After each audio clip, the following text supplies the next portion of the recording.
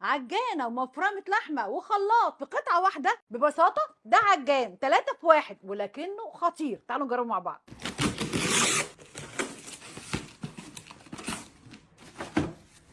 يا نهار ابيض، ايه ده كله؟ تعالوا بقى نشوف العجان مع بعض. وبصوا قد ايه ما شاء الله الحله 10 لتر. عايزه اقول لكم انا عندي كذا عجان بس ده اكبر حله شفتها. وبعدين في ميزه حلوه جدا، بصوا عشان تخلعوه معاناه. ده علشان ما يجريش مننا. بص، يلزق في الرخامه او في الترابيزه وانت شغال. طبعا بيجي مع العجان اللي بنجي بيه ده معدن اهو. وادي كمان العجان وكمان مضرب البيض. ده مكان علشان شفشق الخلاط. شفشق الخلاط ده ضد الكسر، وده بيشيل 2 لتر ما شاء الله. وسموزي حط فيه التلج. هنا بقى بنحط مفرمه لحمه ونعمل بيها الممبار. طبعا ليها هنا الاجهزه بتاعتها، وكمان نعمل بيها البس